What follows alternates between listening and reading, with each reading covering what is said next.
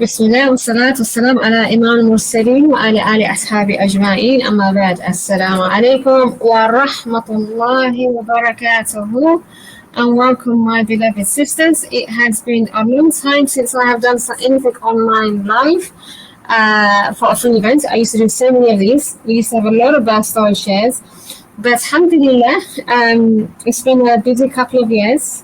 Alhamdulillah, my youngest is now 14 months now. So I've been taking a bit of a break, well, not much of a break, but a break from the online scene. But now we're back into it, inshallah. And what better way than to start with a wonderful birth story, inshallah. So peace and blessings be upon you all. أهلا وسهلا. رب اشرح لي صدري ويسر لي في أمري وأحلل عقدة من لساني يفقهوا قولي. Assalamu alaikum wa rahmatullahi wa barakatuh to all of you. First of all, I just want to thank you all for being here. I do appreciate the time and effort it takes to be here and your busy schedules. And this time, our times is very precious. And for you to spend it here, I am very pleased that you have considered that this is important enough for you to be here. And may Allah place this time for you as an act of ibadah and it be heavy on your scales of hasanat, inshallah. So what are we going to be doing today? I will, after I've introduced myself, we're going to go straight into the birth story, because I know that's all why you're all here, alhamdulillah. And we are going to have, whilst the story is going along, you can ask questions in the public chat, or if you have any questions you want to send to me privately, you can do that also. But we're going to try and answer all the questions at the end if it's doesn't disturb the birth story, inshallah. So you can save your questions to the very end, and our guest will be able to answer any specific questions you have about her story that you want to know, inshallah. I'm hoping we'll be done by an hour, and then plus question answers.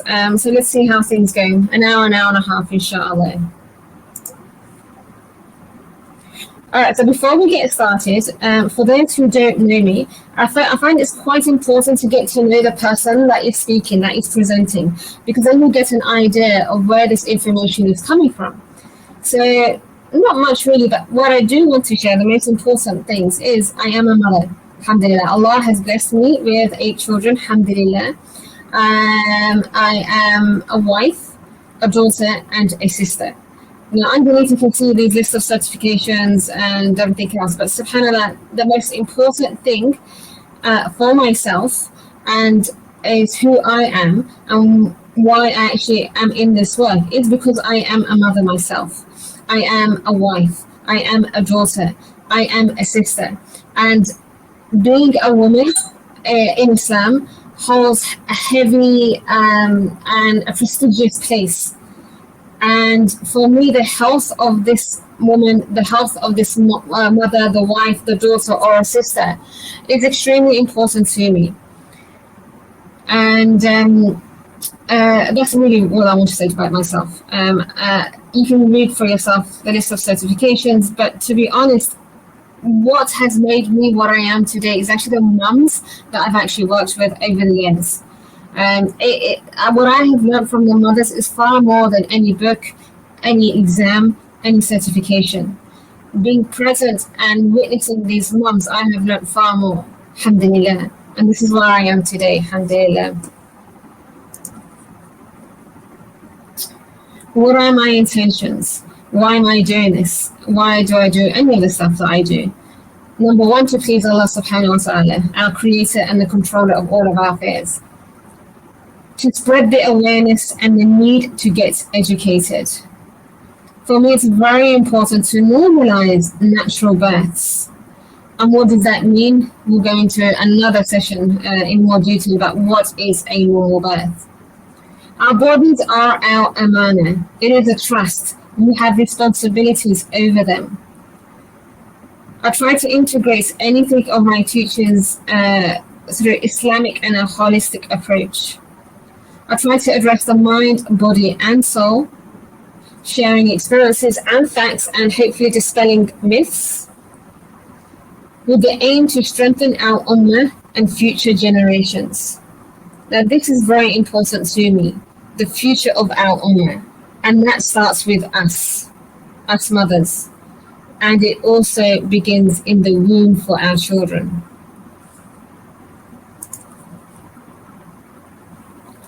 Before we get started onto our birth story, I do want to make clear, so just a disclaimer, that any information or opinions that are shared or expressed, it is for awareness and education purposes only. It does not replace medical advice or attention when and if required. Remember, the story that we are sharing is about a specific case. There are a lot of things that we will not be sharing. I mean, it's not possible to share in the next hour. A lot of things that happen behind the scenes, a lot of things that go on. And so you can't, I don't want to take this as I'm going to do it exactly the same way. This is for awareness purposes only. All good is from Allah, and any mistakes or shortcomings are from myself. Okay. Now, first of all, I do realize that some have difficulty in understanding my British accent. I do apologize, and I try to speak clearly and slowly as much as I can. But if anyone needs me to repeat, then please do let me know, and I do not mind at all. I need to get some subtitles up here, I think. So bear with me, and I apologize in advance. Okay. Guest speaker, are you here? Can I make you presenter so you can start talking? Where are you? Yeah. All right, I'm just gonna unmute and introduce yourself, sweetheart, if you can. Assalamu alaikum wa rahmatullahi wa barakatuh. Clearly, this is my first time doing this. MashaAllah. Okay. Just imagine it's just me and you here. Forget everybody else. We're sitting in your living room and we're just having a chat, okay? Alhamdulillah. MashaAllah. By the way, this young lady has the most beautiful laugh and giggle. So just warning all of you, you're going to be hearing a lot of it over the next hour, inshallah, which I love and it's contagious, mashallah. All right, alhamdulillah. All right, sweetheart. Okay, so I'm going to get straight started. So first of all, Darius Kamal, can you just share a little bit about so we actually get into your pregnancy and birth story? So I am a mom of 3. I was pursuing a career I was studying physiotherapy before I decided to become a full-time housewife. Although there are no leaves, but it's a more fulfilling career. So that's everything about me. I'm like a mom of 3. I had 2 cesareans before meeting Fariha, my ustada, my mentor.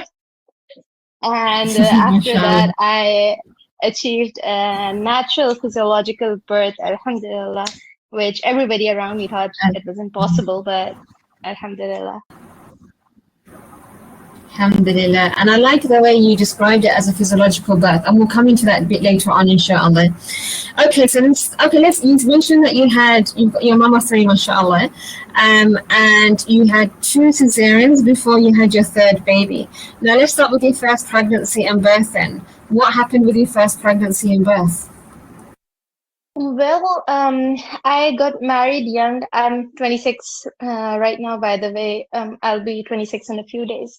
So I married young when I was 21, and I obviously was growing. I didn't have a lot of exposure with regards to birth stories and people around me having births. And so when I got the news that I was expecting, my mother-in-law's sister, she was the only one in my entire family who actually had physiological births.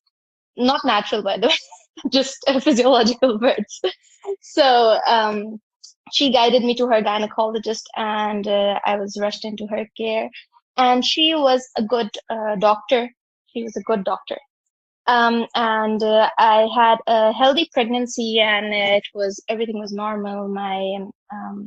I didn't have any deficiencies, although I did take multivitamins, which is a normal protocol for any gynecologist to suggest. And everything was going great. I had my monthly scans. Everything was going perfectly. Then at the end of my pregnancy, obviously I was having Braxton Hicks, and one day um, uh, what can I say? The frequency increased, and I told my doctor, and she told me to come to the hospital right away. And they tried to control those pains uh, by some kind of drip. I don't even know what they put inside my body, but they couldn't control it, and they said they have to induce me. I was just 36 weeks and 6 days, mind you. And they induced me, and I took my labor for 12 hours in a room with really dangerous equipment, with the typical labor rooms in Pakistan. And I didn't have my husband by my side, and my mother-in-law, like nobody. There weren't even nurses by my side. So I was like, instead of increasing my oxytocin, my cortisol was increasing all the time. So It anyway, must have been quite scary because as a first, come on, I was gonna say, as a first-time mum, quite young, in a room by yourself, you've been induced, and like you described the room, quite, scary equipment, and it can be, looking like that. And I can't imagine what you must have been feeling at that time, and you're meant to be laboring and about to give birth. yes, and they didn't even let me talk to my husband in between, or have some kind of contact. And the nurses were away; they wouldn't even listen to me, or but and the pain was like terrible. It was like horrible because when you're on pitocin, it's different now that I've experienced real labor. So anyway, I did not dilate at all, like not even a centimeter. And the doctor came strolling in, and she was like, "Oh, you haven't dilated. Oh, the baby's going into stress, so let me just break your water bag." I was, what? And she didn't even ask me. She just put her hands inside me and she broke it.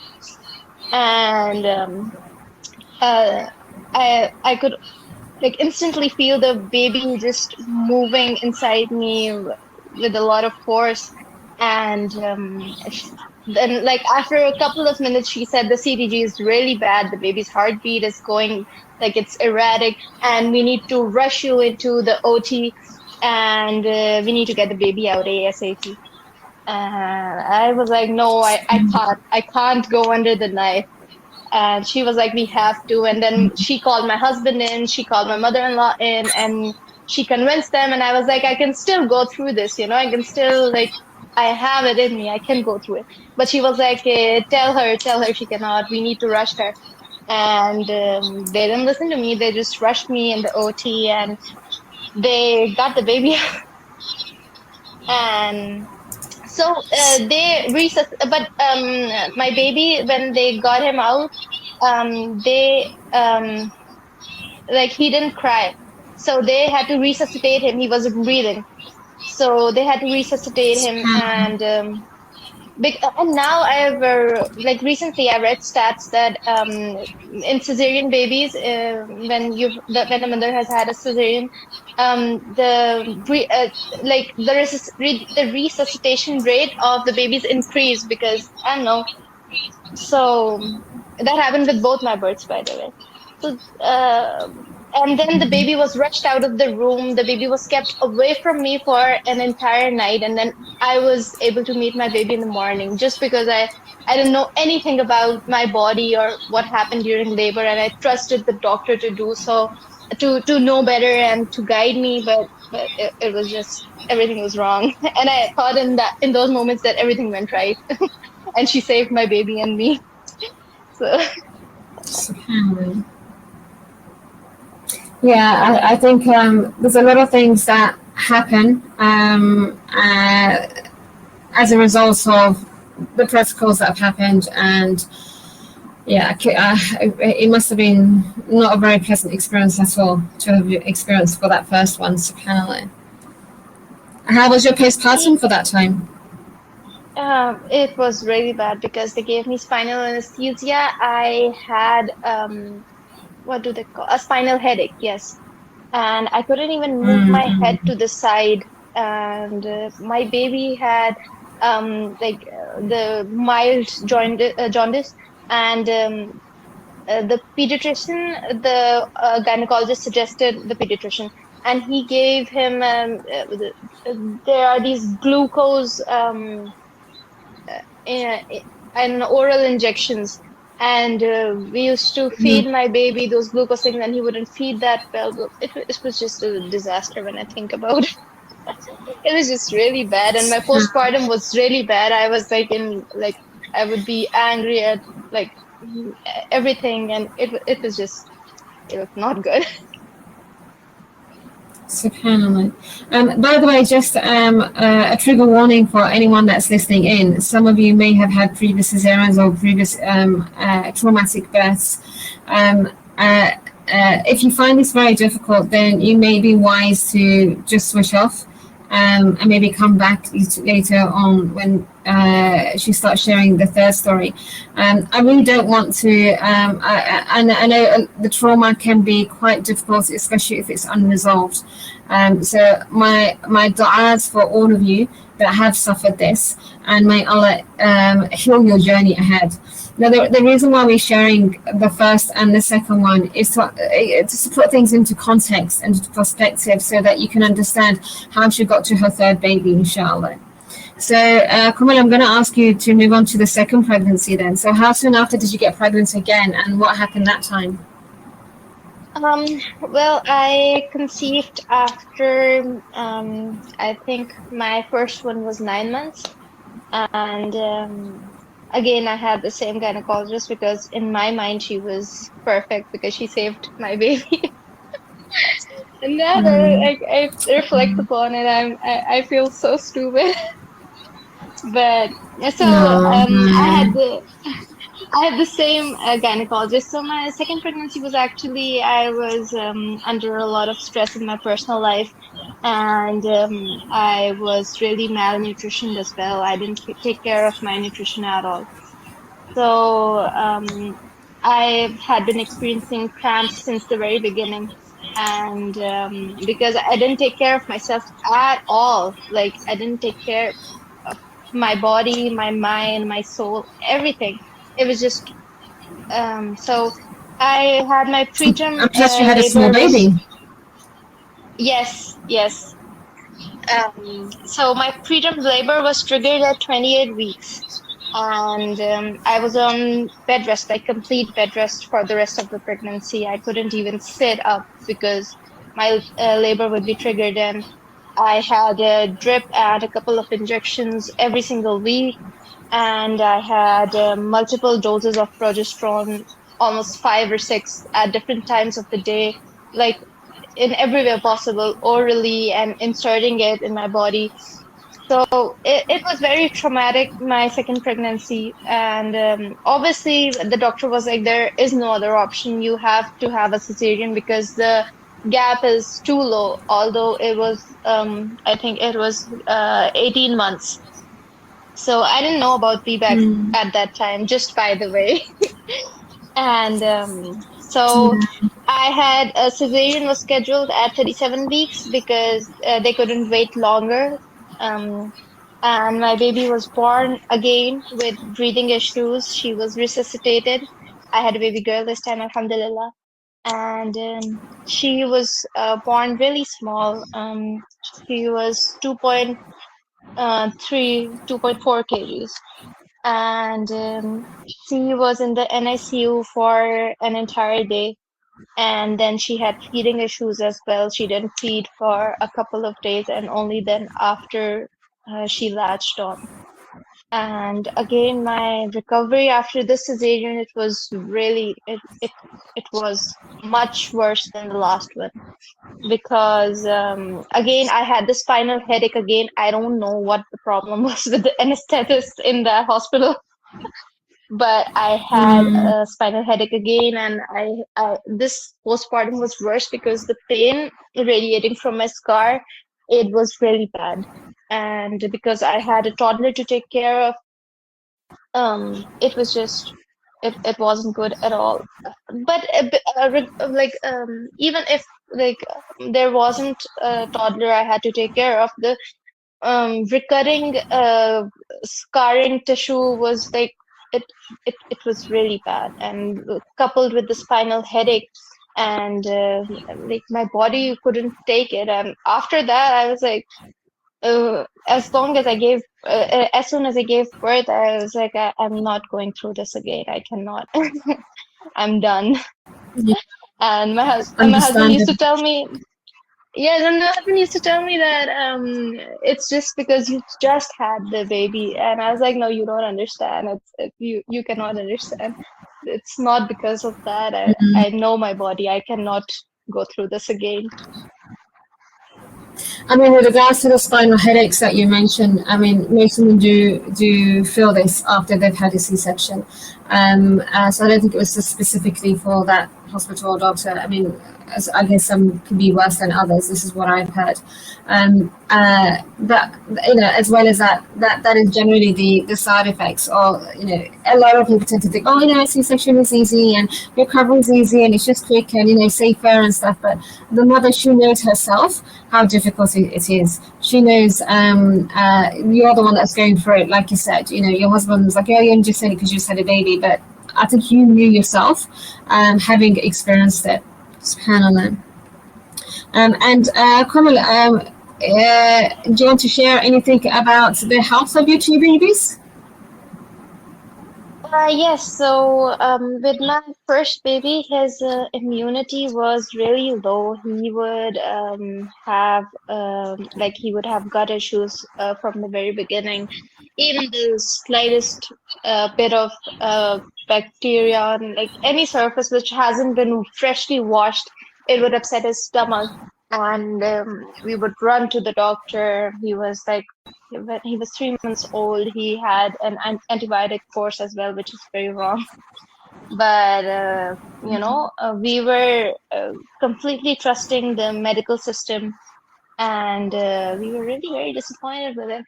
And with my second baby as well, she had a lot of issues, feeding issues, since the very beginning, like I said.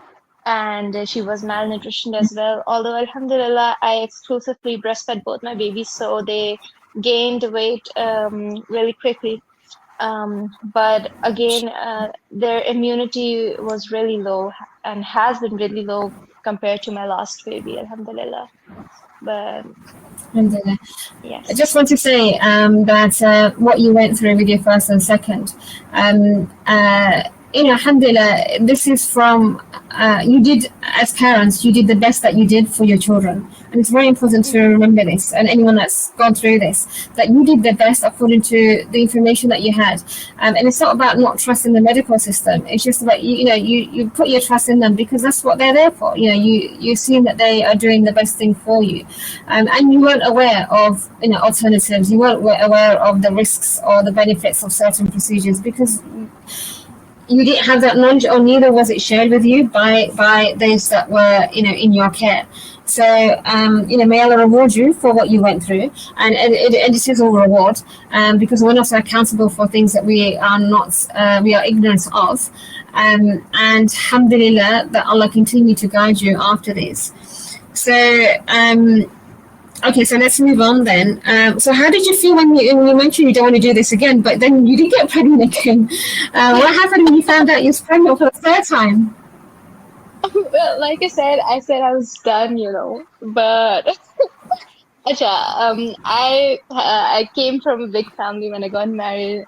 There were a lot of people around me all the time. We were four siblings, and we lived in a house with four of my cousins. And then from a maternal side, we had a big family as well. And when I got married into a really small family, and after I got married, only me and my husband, we lived alone. And my husband used to work, and the walls would eat me up. And I would pray to Allah Ta'ala, please, Allah Ta'ala, fill my house with sounds and noise, Mashallah. and I feel bring me that joy again and bring me that ronak again. And I would pray literally. I'm laughing right now, but it is true. I would cry and I would be so lonely. So I've always wanted a big family, and I think in my role as a mom, I feel truly at home. So although I did say I was done, but my sister-in-law and me, we were talking, and one of her friends, she had a VBAC through you, Faria. Her name's Mahnur. Oh, mashallah. Who was that, Yes, sorry?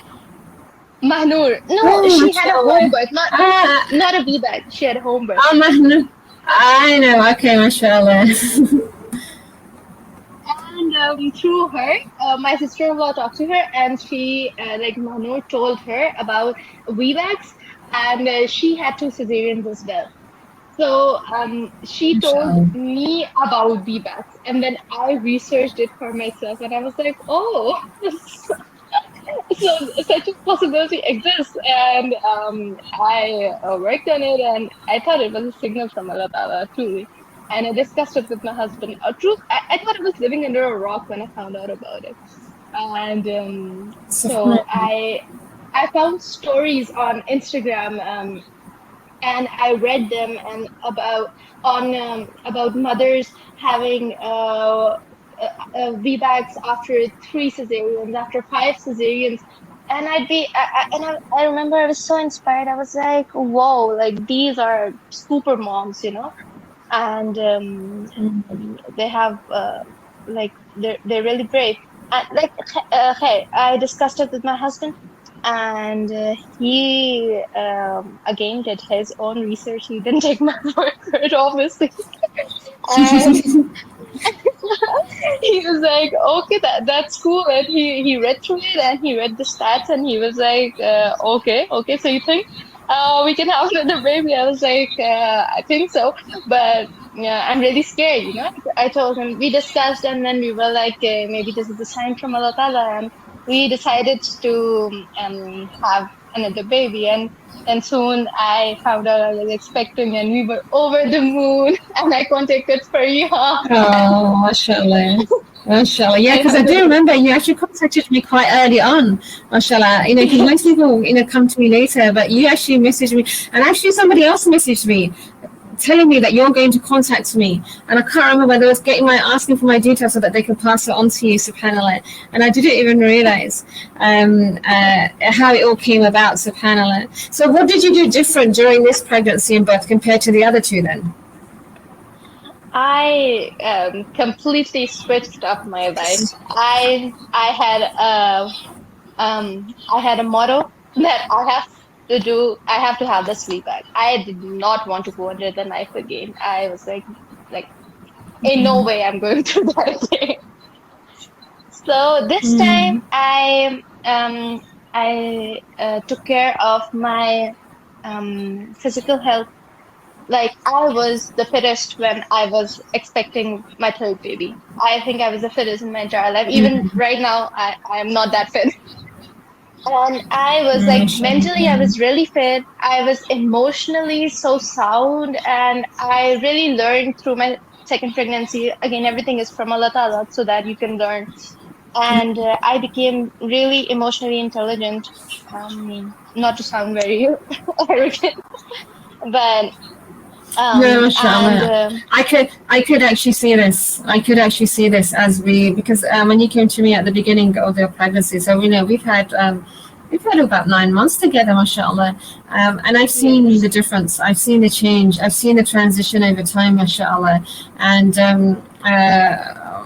it was. I'm going to ask you now. What was your how was the educational journey, and what was your biggest takeaways from that education? Because that was a difference that you had when compared to your other two. You mentioned that you didn't know, but this time you was on a mission. You was on a different journey.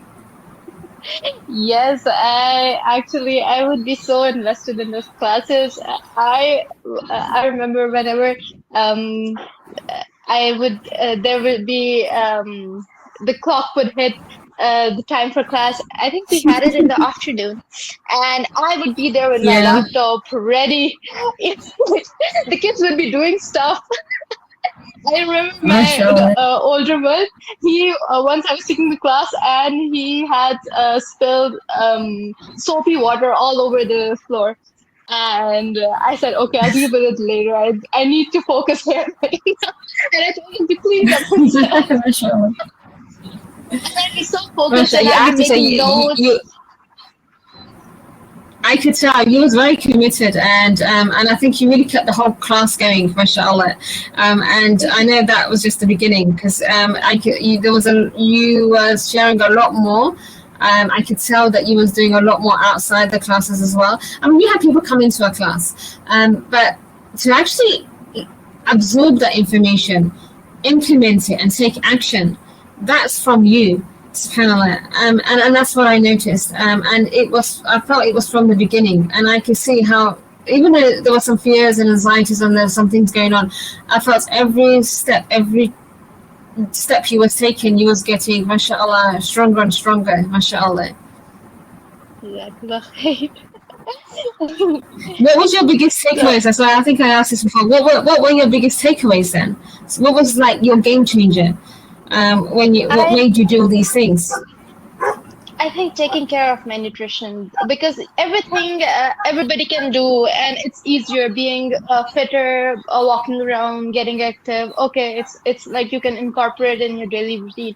But being especially in a country such as Pakistan, where our diets are tailored to be carb heavy, gaining that protein portion in your diet is really important. I remember I used to drink like big jugs of lassis filled with chia seeds, and I'd be like, okay, this is like a lot of protein.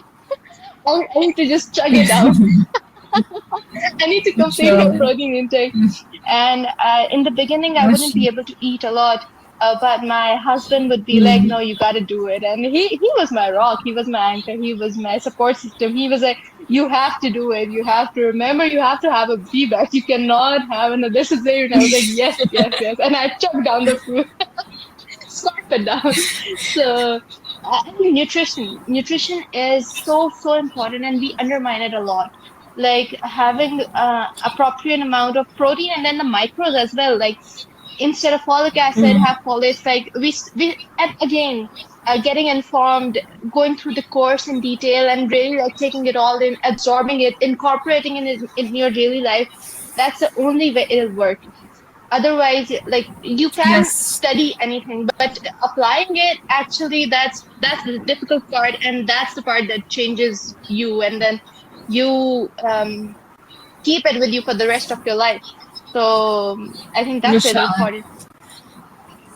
I think also because of your history as well, for you in particular, your nutrition was very important because the majority, in order to minimize complications, in order to minimize the need for any additional support or medical support, or to avoid that you going to premature labor, or in order to improve the health of your baby, it was really important for you to address your nutrition because it's usually those deficiencies that contribute towards that. So we were trying to do whatever we could to minimize these things, and this was in our hands. And that's the one thing that you all have. It doesn't matter if you don't have a supportive provider. It doesn't matter if you don't have the excellent birth team. But the one thing that you do have control over is what you feed yourself, and what you eat, and your nutrition has the biggest influence over your body and your baby. And subhanAllah, the fact that you decided to take that on and prioritize that. And I was really impressed, by the way, with what you was eating on a regular basis, mashallah. And I was in love with it. And I felt that you started to have a very positive relationship with food, and that's really important. It may began with like forcing yourself, but then afterwards I could see like you're actually enjoying it. You're actually enjoying these meals, mashallah. Alhamdulillah. You're quite determined to continue with this journey. And then after the course, most women just go on and, to do what they need to do. And, alhamdulillah, they have good positive experiences. But you wanted to go a bit further and you took the one-to-one service that I offer. And you received the support throughout, subhanAllah. What made you consider this? Because you were doing everything. It wasn't as if like, you didn't know your stuff, mashallah. You were one of those that would really go into it and apply it in everything, subhanAllah. But what made you take that extra step? Well, because of my previous experiences, I didn't really, I didn't voice it out a lot, but I had a lot of fears, and like I was holding on to a lot of stuff, and I didn't trust myself with my nutrition even. So I needed my ustad to keep an eye on me.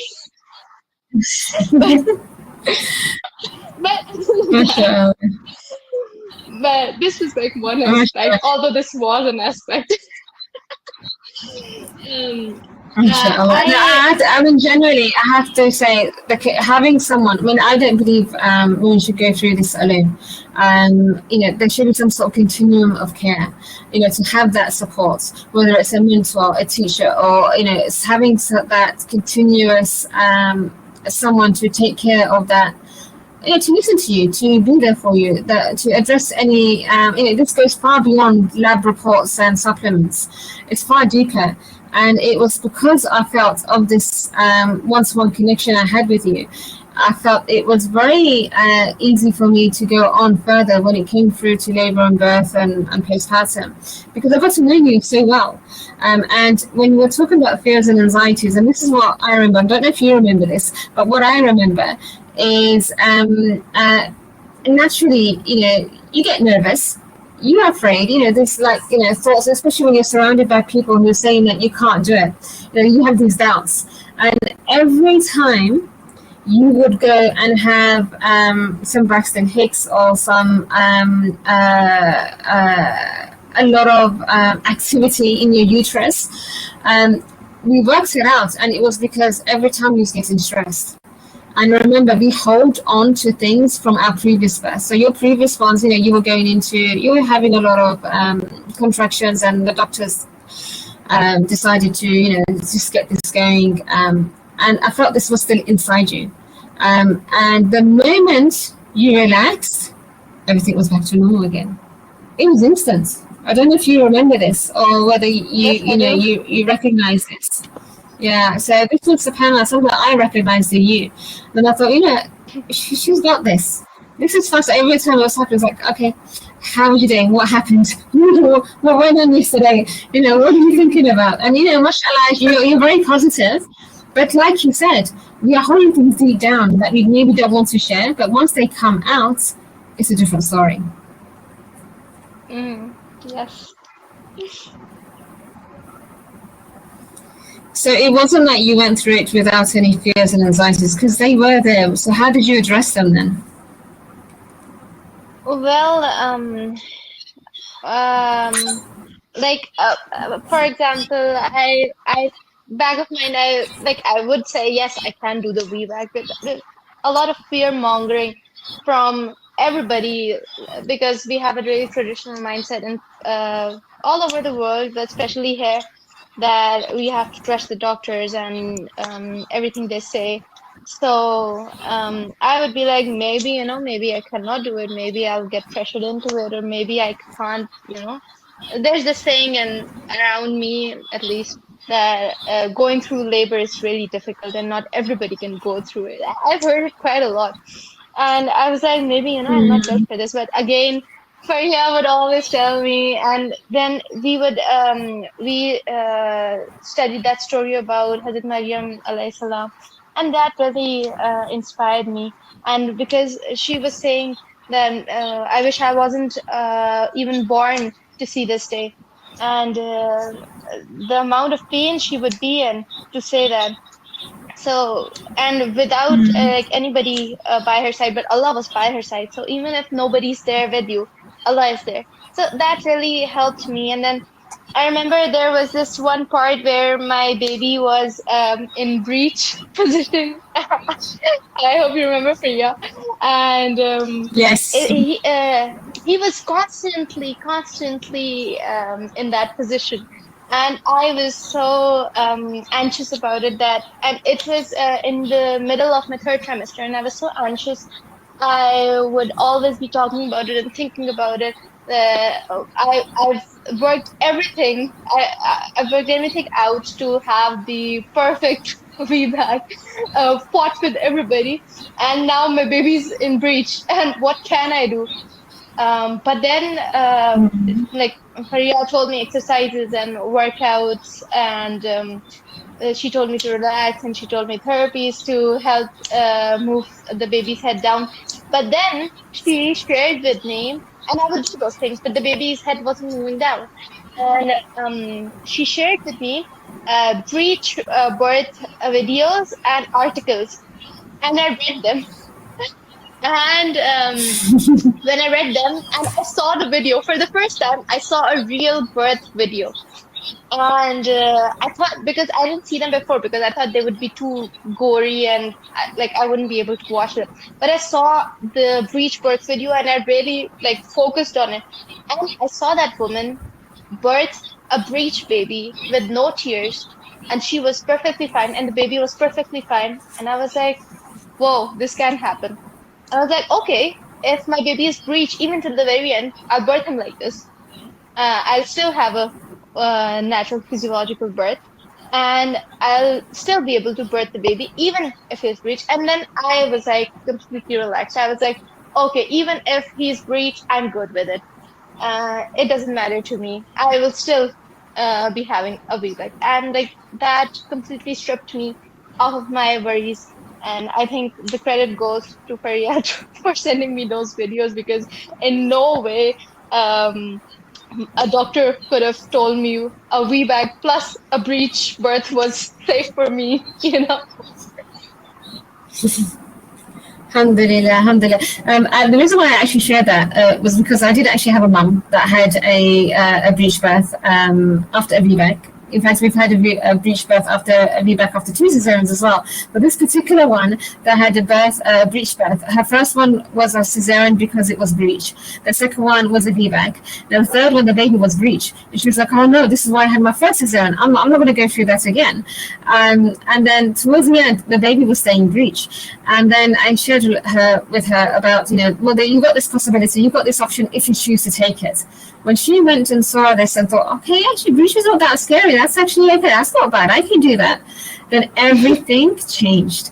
She can't, and the baby stayed breech, by the way, and she did have a breech birth. And she managed to convince the doctor, and the doctor was like, okay, and we did it. And so for you as well, I felt that it was this tension that was in your body that was stopping the baby from turning. SubhanAllah. But when you relaxed, it's a game changer, SubhanAllah. And this is what worked with you, Alhamdulillah. So your baby did turn, your baby wasn't breech. Yes, I have to share one more thing. Go So ahead. I was having this horrible backache again in the middle of my third trimester. Yes. This breech thing was ongoing with it, alongside it. And so I went to the chiropractor, and because it was so bad, I thought it was like a back labor, and I think the labor did kickstart at that time, because it was really bad. And I went to the chiropractor, and she fixed my back. Like she did something to my back, and it released some pressure or something which was irritating my that region. And after that, I got an ultrasound done, I don't know for what reason. Maybe yes, to check the baby's position. And the baby had turned. He was head down. And I think because Inshallah. like physically my body relaxed and mentally I relaxed. Because of that, my Yes. baby was like, okay, this is my time to go. Yeah, I should. I mean, chiropractor adjustments is one of the recommendations that we have if your baby is breech, because if it's due to not there being a restriction and that needs to be released so that baby have more space to turn, then that may be one of the reasons as well. So, alhamdulillah. And again, something that you did was you did everything. You did all the options. You did everything. You worked at it until you got what you needed. Alhamdulillah. So, describe the Oh, labor. Let's go back. Let's get straight into the labor and birth. Sorry, you want to say something? Come on.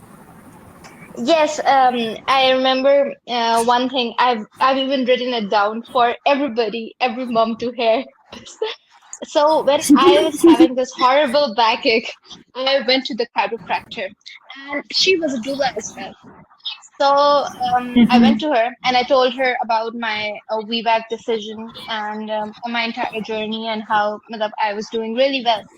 And she told me that if like your back is really bad, so if it's too difficult for you, don't push for a VBAC, just accept the cesarean. And that did not sit well with me. I was like, I remember you telling me. and instantly I doubted myself. I was like, can I do this again?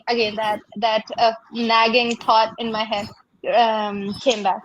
Can I do this? And I shared it with Fariha. I was like, even like if I get a really bad a backache, and I can't even stand during labor, can I still have a natural physiological birth? And Fariha said this one thing: if a lady can birth in a coma, because a mother did, if a mother can give birth in a coma, any woman can give birth. And that shifted something inside my brain, and like the fear that used to come back again and again and again, it was like completely diminished. Like it was completely gone. So like whenever, even if I meet moms in real life, I tell them my ustada told me this thing, and you really need to know this. Alhamdulillah. It's true though. SubhanAllah. I think we really do doubt ourselves. We hold a lot of limited beliefs, not because of us. It's actually because of what people think about us, subhanallah. But Allah did not design our bodies to not go through these things. Alhamdulillah. There is a lot of, even if we do not have perfect bodies, we do not need perfect bodies to give birth. Obviously, giving it all the optimal conditions and giving it everything it needs is going to help and have a more positive experience. But alhamdulillah, Allah has given us the ability to birth in whatever means needed, if we take the action, if we do what we need to do, inshallah, to support us, inshallah. Okay, so let's get into the labor and birth then. Describe the labor and birth, because I think this is the crux of it all that everyone really wants to hear. How did it go? Okay, so with my third pregnancy, my labor was on and off, although it wasn't labor now that I know, but false labor, it was ongoing for a couple of weeks. And I would be throwing out false alarms for my husband and Fariha, and they'd be like, the first time they were like, okay, you go. The second time they were like, okay, that's cool. The third time they were like, are you sure?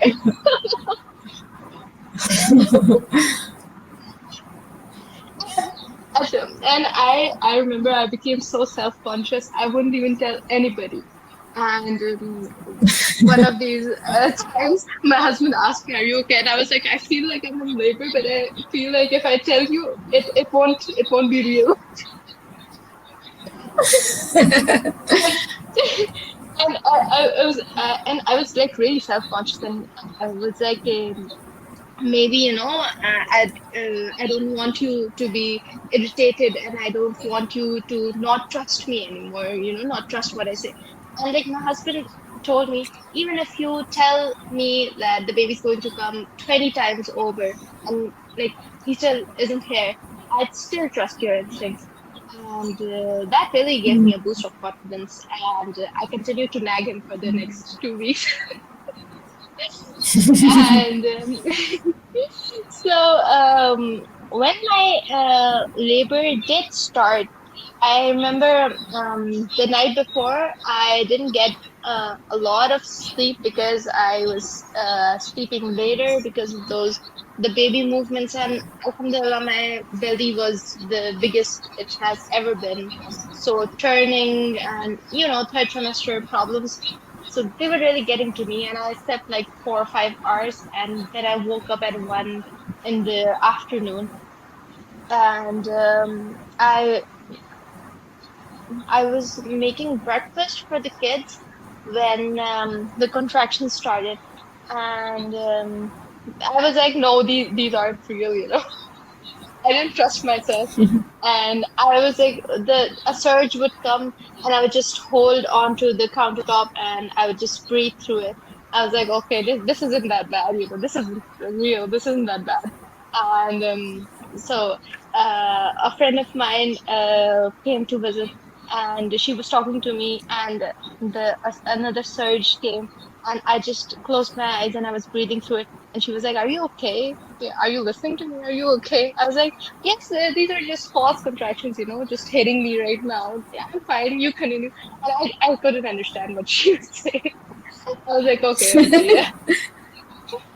And then she went away, and I woke my husband up for Zuhr around 4 p.m. He used to work in the night, so he would wake up around that time. And I woke him up, and I was like, I don't know, I'm feeling these surges, but I don't know if it's real. And just like every time, he was like, let's go out on the city. And he was like, let's go out to have a late lunch. And I was like, okay, are you sure? He was like, yes, let's just spend the day out and you relax. And if it's real, it's real. If it's not, it's not. I was like, okay, well, fine. And I got the kids ready in the car, and the surges, they kept getting more real. They kept getting more intense. And for everybody listening, just by the way, if the language you use is really important.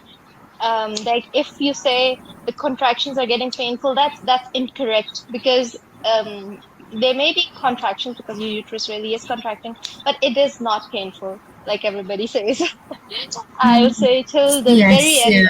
end, it is not painful. It's just really intense, like the intensity is really like it's in your face, but it's not painful. So, like, it grabs your body. It's so intense, but it's not painful. You just have to ride the wave. So I was riding the waves, and we went to this restaurant, like 25 minutes away from our place, and we had late lunch slash dinner there. And I remember the kids were playing in the play area, and I was like, okay, this is getting a lot. I can't really think now. I think we should head back. And my husband was like, "Are you sure?" I was like, "Yes, I am pretty sure." And remember, I didn't. Did I tell you then? No, I didn't really tell Faria right now. My husband was like, "Let's tell Faria." I was like, "No, no, no. I Yeah. don't want to disappoint her again." Although it isn't disappointment. But it just felt that way to me. And just I don't know. I'm right why like that. So Let me explain we why. Let me explain why you're saying this. Come on, so I was just interrupting you there. At 36 weeks, I think it was 36 weeks or maybe a bit before then, when you had you started to leak, yes, and yes. at that time, so I think that was why. So do you want to just share that what happened then? Because this actually explains why you were feeling where you were, what you were at that time, this time. Yes, so my mucus plug, it came out, and I know it came out because with my first baby, it a part of it came out, so I know what it looks like. So it came out, and know if a part of it came out or all of it came out, but and I started leaking, and I could feel all these signs, and So we talked to Faria, and I thought my labor was here, and I had a bit of vaccine as well, contractions too. So we thought the baby was going to come, if I'm not wrong, right, Faria? Yeah, that's correct. Yeah. So we went to go and get checked out, and then even the doctor was like, okay, I think she asked you to get induced at that time. Yeah. Yes, Anyway, yes.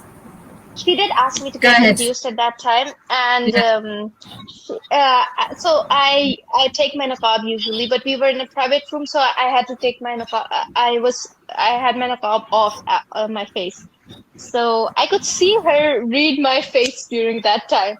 And she was like, maybe we should admit you. And I was just, I was looking at her, and she was reading my expressions. And I don't know what she saw, but she was like, maybe not. It's your decision. I won't force you into anything, but you have to sign papers. I was like, okay, give me those papers. I signed it wholeheartedly. And she was like, we have to put you on antibiotics. I won't let you leave without antibiotics. And she was like, after 72 hours, the clock is up. And she was using all these terms, and she was again inducing a lot of anxiety and fear. But this time I knew what I was doing. Again, Alhamdulillah. Um, and I knew what were the pros and cons. And she gave me these natural induction options, which I have to tell everybody here, every mom or mom to be, that like induction in any way is like so wrong on so many levels. Like it's really bad. So she was giving me all these options, and she got my husband to start thinking. And Alhamdulillah, again, Faria was here. That's the part that I love about the one-on-one service. That Faria is like here as your big sister. And so she was here, and my husband really, mashallah, he trusts her knowledge even to this day. He's really inspired by their family, and like she's a big mentor figure in our lives. So No, he alhamdulillah. trusted I her. think what actually happened. So what actually happened at that time? So what we did was, okay, we asked questions. Okay, so what's going on here? So you went to go and get your scan done. I mean, alhamdulillah, your husband was very good in his research. He was very good in. Okay, so what do we do? What do we find Hmm. out? And so. Is there a need for induction or not? So okay, let's check on baby. What's the baby's well-being? They got a scan done. They got, I think you got a Doppler done as well at that time. What was going Yes. on? What was leaking? Everything, alhamdulillah, alhamdulillah, alhamdulillah, was fine. Everything was actually normal.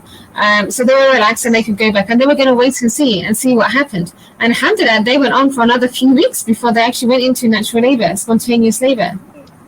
And Yes. subhanallah, if you Yes. think about it, had they gone in for that induction, there was a high possibility that it probably would have failed because this baby wasn't ready to come out yet.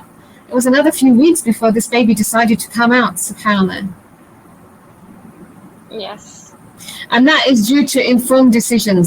They looked into everything and did the relevant investigations, find out what it wasn't just blindly like, no, I don't want induction because I don't like induction. So I was like, okay, what is going on? Why is there a need for induction?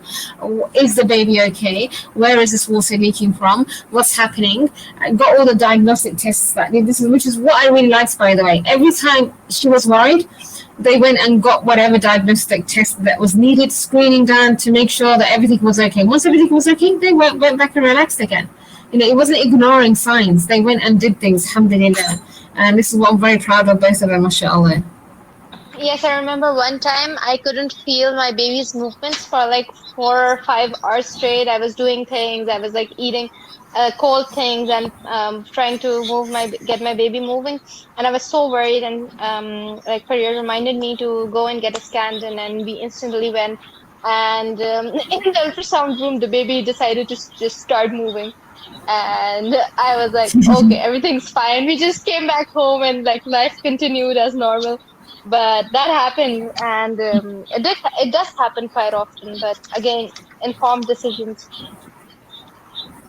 Yes, Alhamdulillah. So going back to the labor, you're out and about, enjoying the meal with the kids, and then it's like, I need to go back home. So what happened from then? Yes, so we were on our way back, and 5 minutes before reaching home, my husband was like, "Okay, we need to get those flowers, and we need to get orange juice and coconut water because it's out. Like there's nothing at home, and we need to get extra dates as well in case, just in case, you know." I was like, "What?" I was like, "Okay, ठीक है, we'll stop by the store." And I remember I was waiting in the car, and my husband was doing everything like really excitedly, and he was like, "Mashallah, really excited for the baby." And all my kids were with me, and the surges were getting stronger, and we got everything, and we went home. And my husband, like, I prepared the entire birthing space. Like, I put up those fairy lights, I put up affirmation cards on the wall, and my favorite tube roses were in the room. The room smelled fantastic, and my fairy lights were on. The environment was like completely what I wanted, and I I even made I went home, and during those surges I made dinner for the kids. I was like on my feet, and I fed the kids, and I put them to bed. And when I came to my room, I was like, I think that was the moment my active labor kicked in, because I don't remember much from that time. I just remember I was just with my gym ball, the physio ball, and I was moving with it, and I was moving with my body, and my husband was like on he was on the call, I think, with my father-in-law, and he was telling him to be ready for when he needs to get the kids for when we needed to go to the hospital. And funny story. So my husband set up the pool and everything, and our geyser decided to break at the very last moment. And I needed hot water because that was the only thing that would calm me down. And my husband, it took him an entire hour to get the water boiling on the stove and use that electric kettle to fill up the big pool. And he kept going at full speed for an hour straight, and they kept checking on me and filling up that pool. And again, the surgeries were really intense, and I think around 2 in the night, I got in the pool, and it was like so relaxing. And Faria was on the phone with my husband, and they were talking about. I think they were jogging up to speed on where I was and how I was doing. And I remember my husband came into the washroom. That was where we set up the pool, and he asked me, "Are you doing okay? Do we need to go to the hospital?" And I told him, "No, no, we still have time." And like a couple of minutes passed, and I called him. Like I called for him, and I told him, "I think we need to go now." And he called my father-in-law, and he got me out of the pool, got everything in the bag, and got even got my flowers, the ones I kept in the room, in the bag, so I couldn't smell the hospital smell, because that really makes me nauseous, bad experiences. So um and he kept the hot water bottle, he filled it up, and he got me out of the pool and got me dressed, and off we went. And my father-in-law came and picked up the kids, and we left the house. And in the car, the surges were getting more intense, and I put the hot water bottle behind my back, and I was like hold onto my husband's hands, and we were playing Surah Maryam in the car, because that was my rock through the entire prodromal slash longer labor I went through, and the kind of like ups and downs I went through at the end of my pregnancy. And this when I was listening to Surah Maryam, I was completely like I was in a different zone, and I was doing Adkar, and I was listening to it, and I reached the hospital. It was like 8 to 10 minutes away, and we settled into the room. So I was like really excited. The doctor told me to change into my scrubs, and I did not. I was in my comfy home clothes, and I was like, I'm going to have my baby in this. I will not wear scrubs.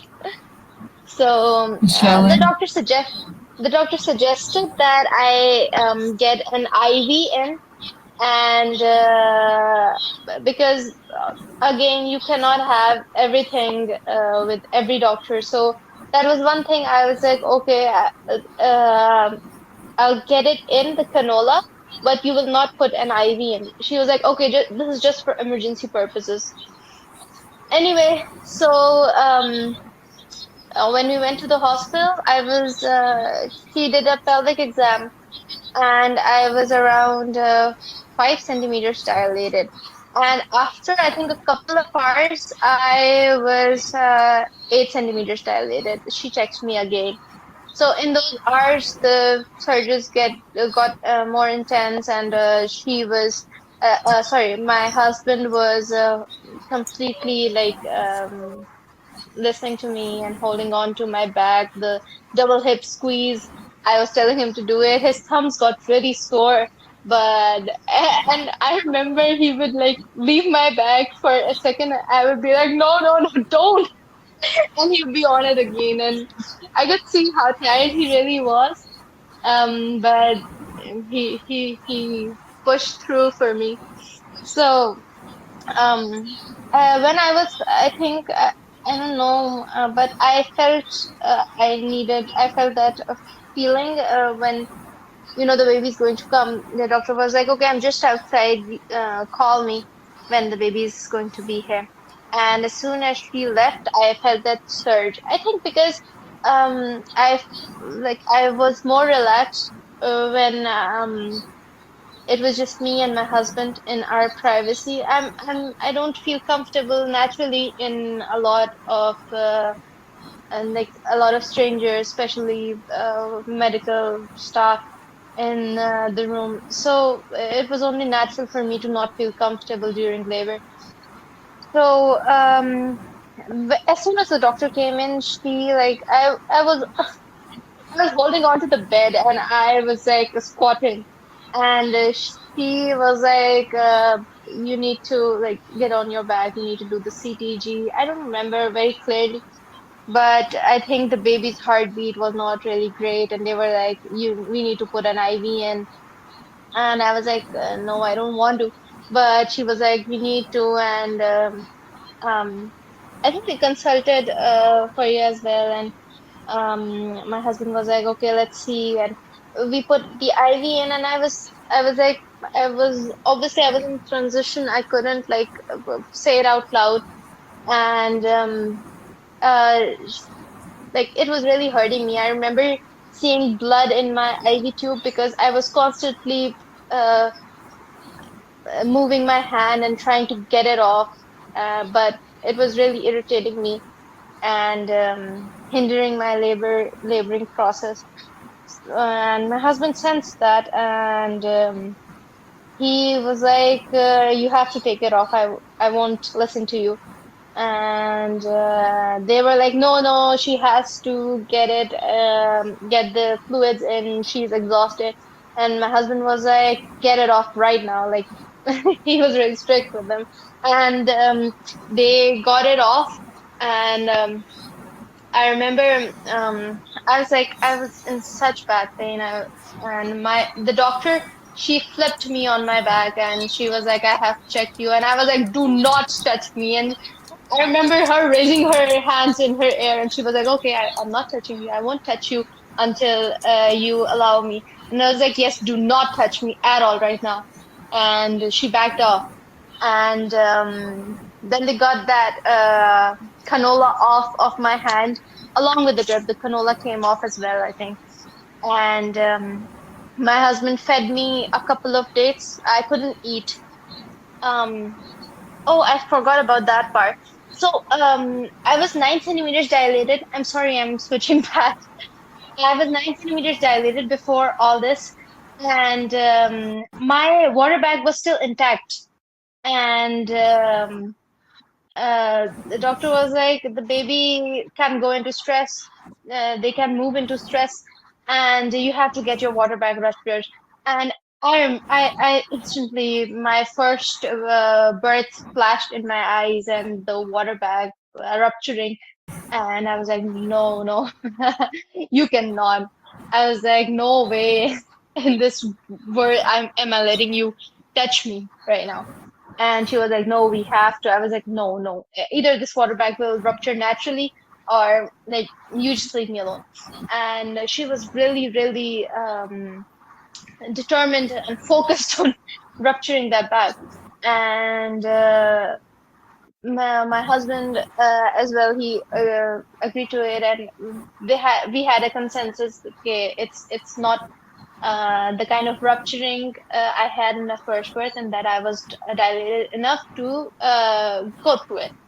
But subhanallah, when they were preparing to rupture the bag, I had I vomited, and with the force of throwing up, my water bag ruptured by itself, and I didn't need the intervention. Alhamdulillah, alhamdulillah. So my instinct, again, it was right that I did not need to get the water bag ruptured. And so there was this little hind bag that was still left, and the doctor ruptured it. And I was like, okay, that's fine with me. So alhamdulillah, alhamdulillah, that was a big blessing from Allah Ta'ala. So back to where I was. So my husband, so they got the IV out, they got the drip out, and I was like holding onto the bed, and I was on the bed in a squatting position. And my husband fed me a couple of dates and got a sip of orange juice and coconut juice in me. And I think the dates gave me that surge of energy. And after that, like I had that final push, and I really thought my pubic bone was breaking during that time. And when I felt that final push, the baby head came out, and I felt relieved instantly, like I was not in my senses before that. I remember writing my birth story, and I wrote in that too. Like it felt like the soul of like my soul had returned back to my body when I gave birth. And because it was like I was viewing it in from a third person's perspective. I was not living that. And because it was so powerful, like I cannot explain it. Nothing in my life I've experienced with as much power as that moment. And alhamdulillah, the baby was born, and he was quite healthy. And I remember I was sitting on the bed, and I had a second-degree tear, and the doctor was like, "We have to stitch you up." So first, we waited for the cord to turn white, and they showed me, "Look, the cord is white now. Can we cut it? Can we clamp it?" And I was like, "Okay, now you can clamp it." And then they clamped it, and then they cut the cord. And a few minutes later, I birthed the placenta naturally. And after that, the doctor looked at me, and she was like, "Okay, you've got a second-degree tear, and we have to stitch you up." And I was like, "No, I'm not getting stitched up at all." And she was like, "You'll face problems, and there are issues when you don't get stitched." And I was like, "I'm taking up on that risk, but I'm not getting stitches down there." And she was like, "Okay, it's your choice." And she just left me. And alhamdulillah, I took a fat nap after that. And I fed my baby, and we were both in bliss. Alhamdulillah, alhamdulillah. Jazakallah khair, mashallah, Allahumma barak. As you can see, there was a lot of work and preparation that went into this, and it wasn't. I can see a few of you asking about the name of the doctor and hospital, and I anticipated this. The reason why we don't share it is because, number one, what she did to get this birth wasn't because of the hospital and doctor. it was actually because of what she did. I mean, had she gone ahead and followed what the doctor suggestions were, she would have been induced at 36 weeks, and they even had a cesarean at that time. As you can see, she said no to a lot of things that she wasn't comfortable with. Her husband, mashallah, throughout was very determined and knew, and what he kept telling me was he was able to follow his wife's instincts. When she didn't want the cannula in her hand, even though she wasn't given anything, it was disturbing her. He knew that no, this isn't helping, and he needed to get this thing off, which he did, alhamdulillah. So it's very important to understand how she got to this place, and there is a lot that actually happened. It is not just about it is about you. It's your determination. It's what your preparation. It's what you need to do in order to get the birth that you want, not the hospital and doctor. For those that do work with me privately, one-to-one, or in my courses, then I do recommend people particularly about specifically for their circumstances that I feel that will be suitable for their circumstances, but that will vary from person to person. All right, and so so we'll try to end quite soon now, inshallah. Comment, you mentioned about your husband, mashallah. He was your rock throughout, mashallah. He was excellent from beginning to end. And there were some comments in the group saying that how lucky he was, or if only all husbands were supportive. I remember him telling me that actually at the beginning he wasn't supportive in the sense that as a husband he was, but when it came to birth he thought it was a woman's thing, until he actually learned a bit more and realized, and I think learned from you more than anybody else, and I think then things changed. He started taking on that role, and I remember when he wrote specifically in detail about this, which just goes to show all men have the same sort of ideas to begin with, but when they've been exposed, or when they have been when they have a good relationship with their wives, and their wives are informing them of their role, or they know what they need to do, and you give them something to do, then everything changes. He knew exactly what to do, although he was you said that he was very dependent on me and what my advice was. Actually, he was very instinctual.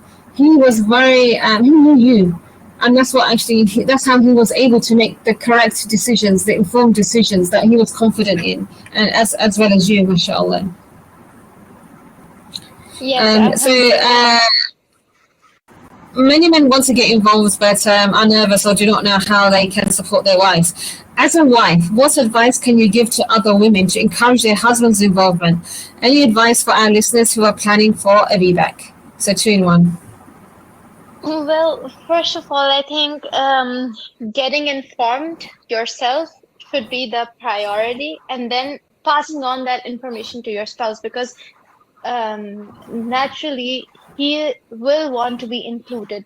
But I think it is the wife's job to vocalize her feelings. Usually we think that our husbands will take an action on their own, and they'll step forward on their own. But we as wives, we need to be really vocal about what we want. With my husband, he was in the beginning, like Faria said, he was like, these are womanly matters, and I'm not the best person. I'm not wired like that. But when the time came, he was so involved, and mashallah, I didn't expect him to be so hands-on with everything. And he knew as much as I did in the very end. Like he used to read things, and I remember we used to, when the kids would be asleep, we used to sit together, and I used to tell him, okay, I've marked the pages off of the parent journal, and you have to read them, and you have to tell me what you wrote. And he'd be like, you read them to me, I cannot. So what I did was I used to read to him. Other than that, I used to send him a short form Instagram videos so he could get knowledge in a little bit of time, and it would be easier for him.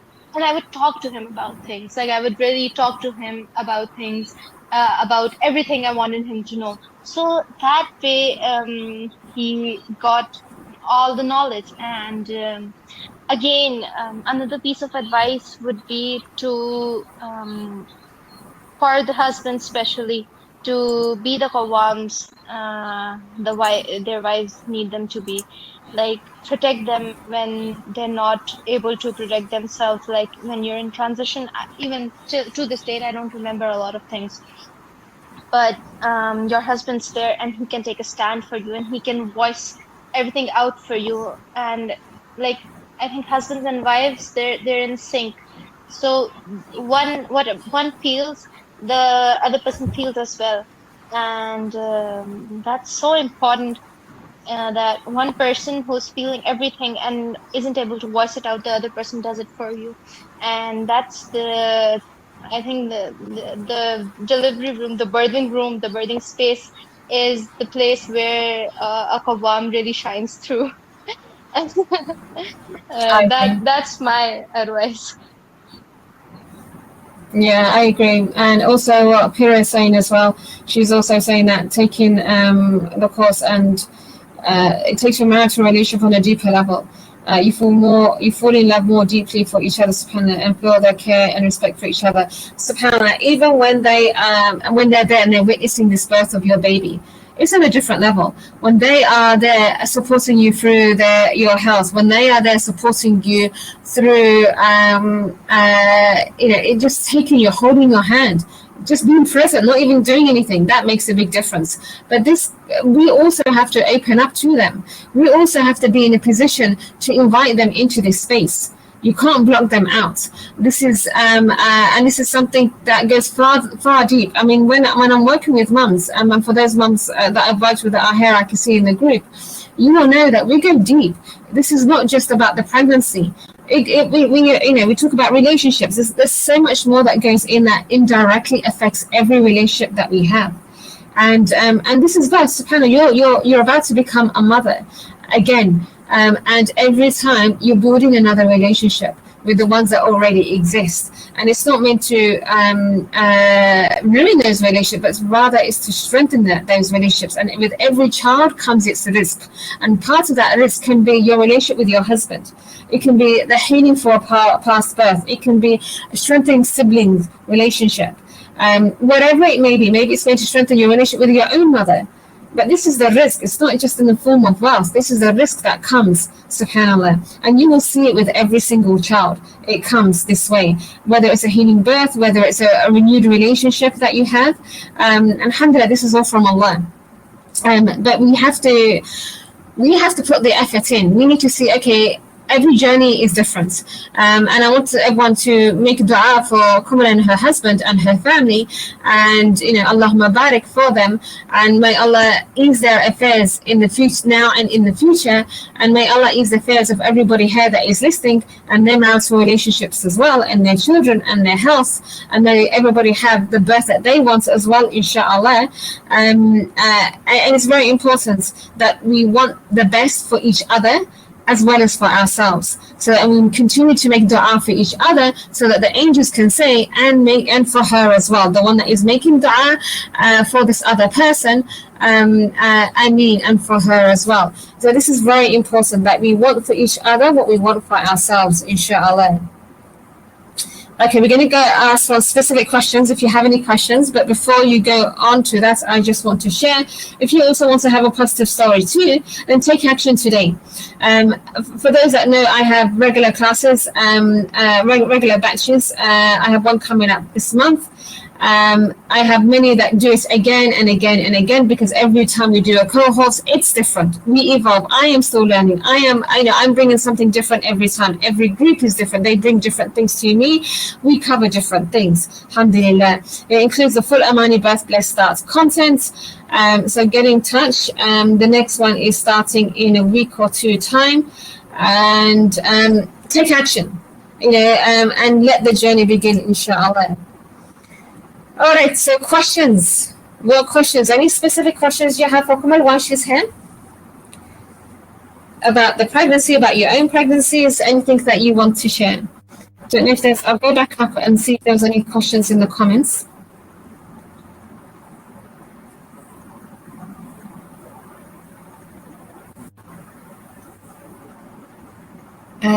This one wants to ask, Erin, did you want to ask? You can unmute if you like and ask a question. I can see you got your hand up. if it's not by mistake. You can unmute and speak if you like.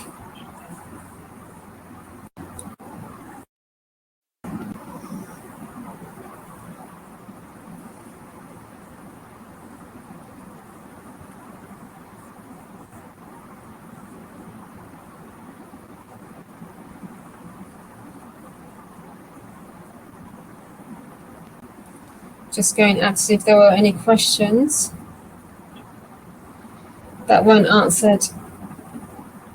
Come on, what advice, any last words that you would like to share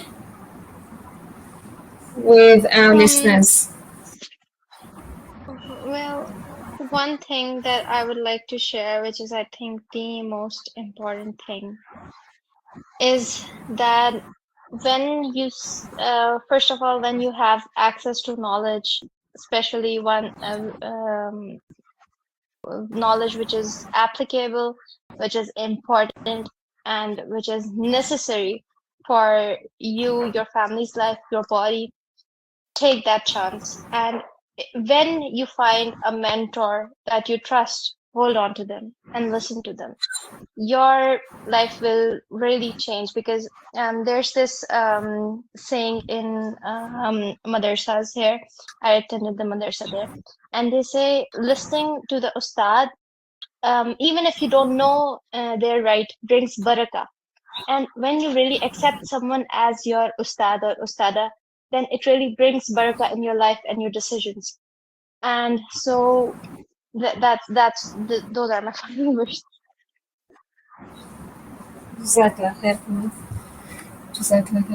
Okay, Aisha says, how did you manage protein diet with morning sickness and low appetite?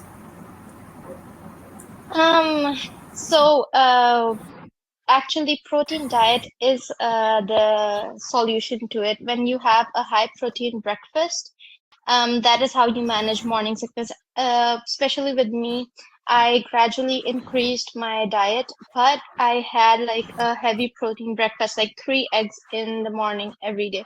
Even if I couldn't have carbs, even if I couldn't have any other thing with it, I would have 3 eggs in the morning every single day. And that really did manage my morning sickness, which was horrible with the first 2 pregnancies.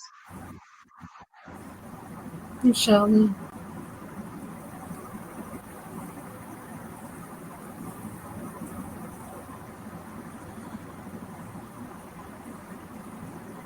Okay, Iram, you got your hand up. I'm not sure if you wanted to speak. Fatima, you're talking about having a free bath after classes with you. I cannot go to the doctor now. I don't encourage anyone birthing by themselves. I encourage full prenatal support, family support. If you are pregnant, it took 2 to get you pregnant, so you need to get 2 of them involved in your journey, and look at what options you have available, inshallah.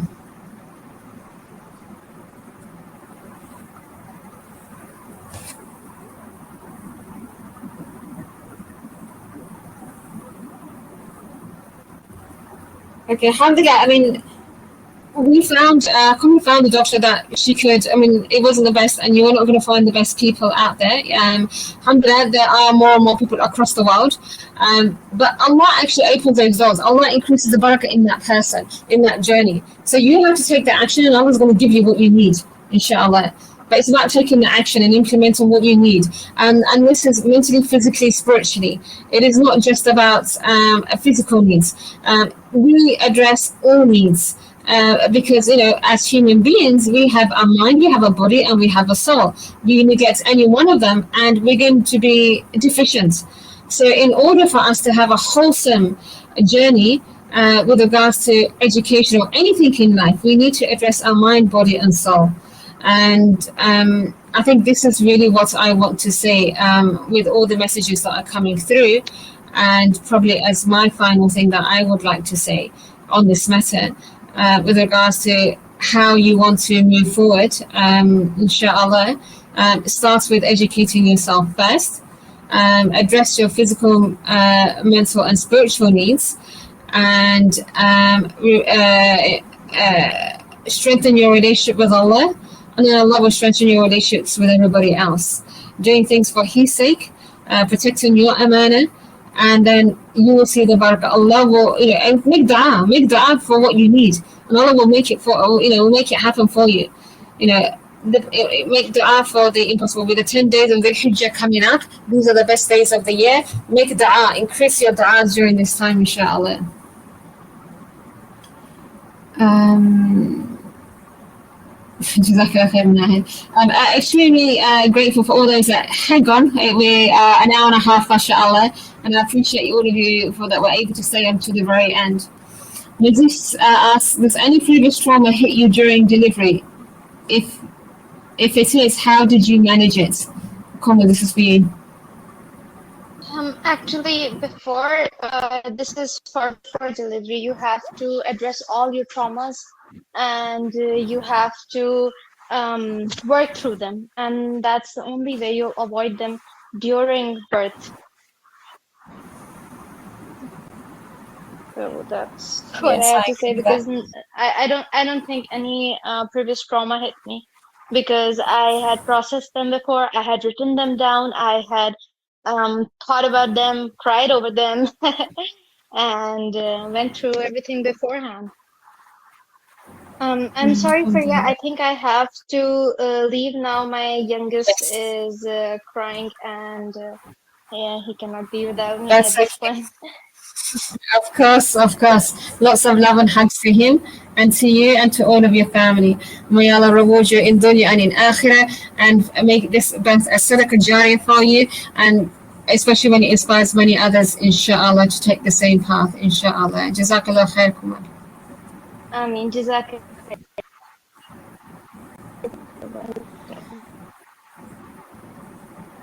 Okay, inshallah. Okay. Alhamdulillah, the whole session was informative, inspiring, mashallah. What inspires is determination and standing her ground throughout, which is very difficult. Yes. I remember Kumar is actually someone quite young and not someone that would is a big character that would speak out. But I have seen many women that are quite timid, but they're in the neighboring room, they're someone else, mashallah. And that's what happens when you have knowledge, and it builds your confidence. When you have determination, when you know the difference of what should happen in that room and what shouldn't be happening. And that is really the powerful thing at that time. And that's why, a lot of these young women are able to speak up and say what they need, inshallah. And sometimes, like what she said, her face got the doctor to say, oh, okay, we don't have to do it if you don't want to. Maybe you can just opt out, subhanallah. So our body language says a lot. Is a VBAC after 2 cesareans possible in case of a preterm labor? So, first of all, you want to try to ensure that you minimize the chances of preterm labor. But otherwise, if the baby's coming early, then the baby has to be born. And that's going to happen. If you're in preterm labor and you're going into spontaneous labor, unless there's a true medical concern that this baby has to come out immediately with a cesarean, then there's nothing stopping you having a baby preterm vaginally. Any other questions? Before we move on, we end, inshallah.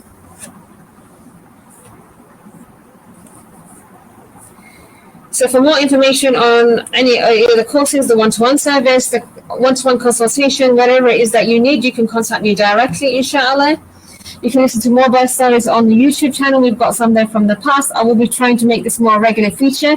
We have lots of wonderful stories to tell you. So inshallah, I hope to do another one very soon, inshallah, and we do as many as we can, inshallah. Jazakallah khairan. Inshallah. Okay, so we're going to end here now, inshallah. Jazakallah khairan. Subhanakallahumma bihamdika ashhadu an la ilaha illa anta astaghfiruka wa atubu ilayk. Assalamu alaikum wa rahmatullahi wa barakatuhu.